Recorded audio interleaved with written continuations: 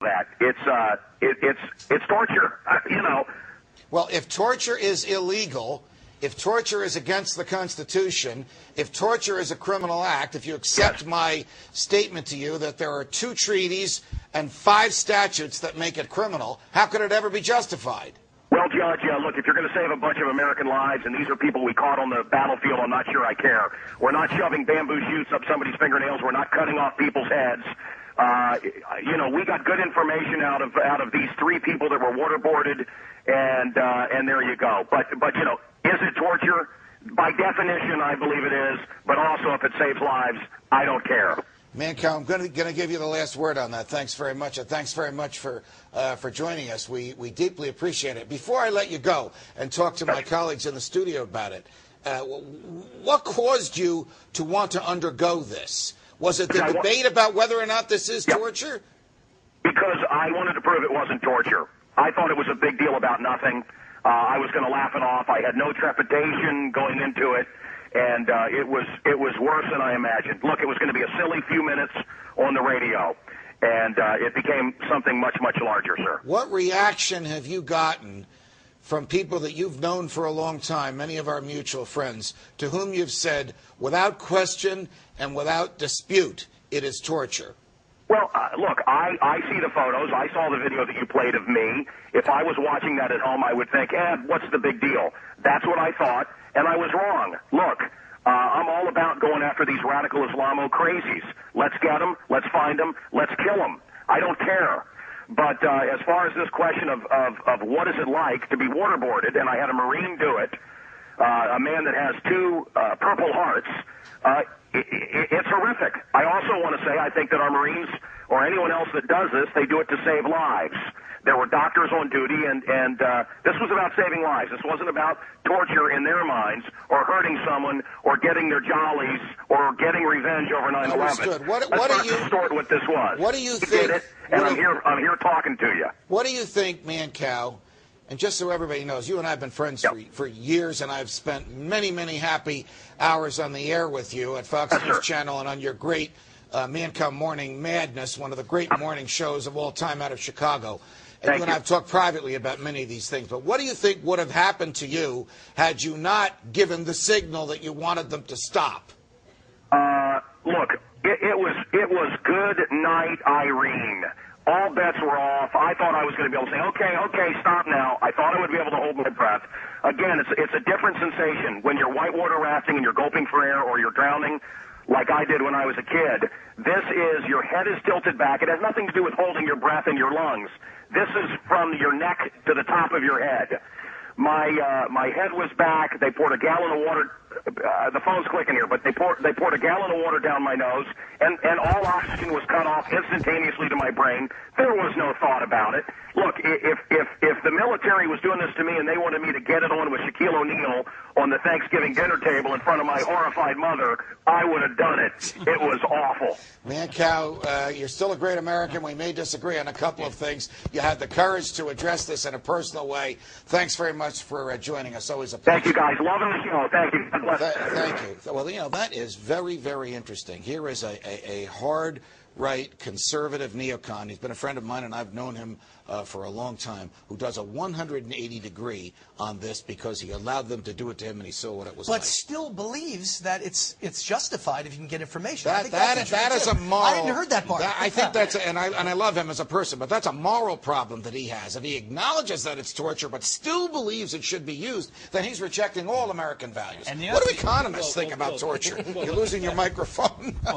Well, you know, the bigger issue is when you're talking about giving the government the discretion over when and how they can use torture. I mean, once we approve the concept and say, okay, it's okay to use it if there's some element of national security.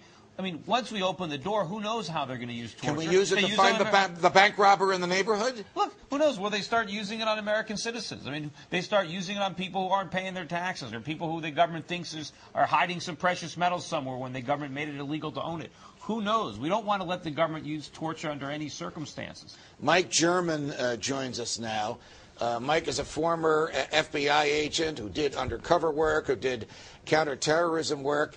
and now works for the ACLU. Mike, welcome to Freedom Watch. Are you the only, I have to ask you this, and I say it with a little gushing of happiness at meeting on my internet show here and deep and profound respect for your work. Are you the only ex-FBI agent that works for the ACLU? The only one I know of. Yeah, I think so. I believe so, and thank you for the kind words. Well, I appreciate very much your work, and I'm glad that you're here. What are the cases that you're dealing with? What are the most profound issues that you and the ACLU are doing to protect the civil liberties of Americans today?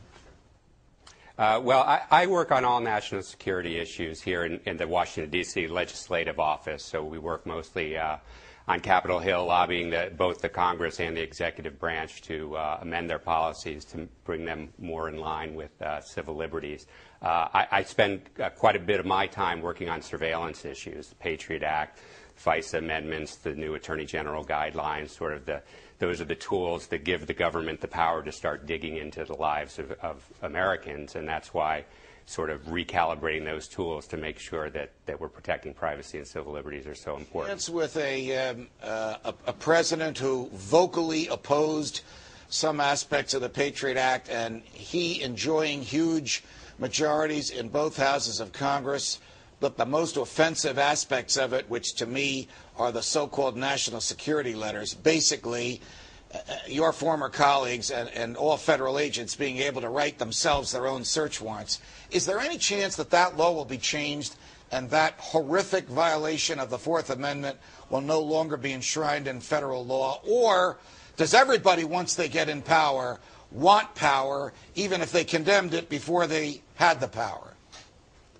Well, you know, certainly we have hope, but some of the early signs we've heard, there are three provisions of the Patriot Act, or Patriot Act-related provision. One is actually a different bill, but it's a surveillance power that are expiring this year. So we were hoping that Congress and the administration would take this year as an opportunity to review all Patriot Act-related surveillance provisions, open up the Foreign Intelligence Surveillance Act, and all the different things to see how they work together, because really that's one thing that we see is the real problem, is nobody talks about whether any of these are effective. And as you mentioned, the national security letters, fortunately when Congress reauthorized that power, it asked for an inspector general audit.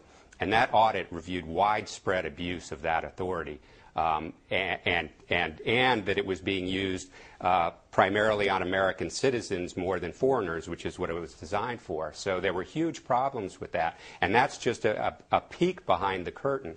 So what we're asking Congress and the administration to do is open the curtain wide open, see if these powers are actually effective, because maybe we don't even have to get to the privacy and civil liberties argument. If these powers, like the National Security Letter Authority, are just being used willy-nilly to collect a lot of innocuous information, that doesn't help improve the security of this country. Thanks, Mike. I just want to go to our in-studio guests, Wayne Allen Root and Peter Schiff. In the old days, if an FBI agent, say Mike in his prior life, got a subpoena from a grand jury or a search warrant from a federal judge to go to my bank to get my banking records, the bank would call me up and say, there's a guy here with a subpoena.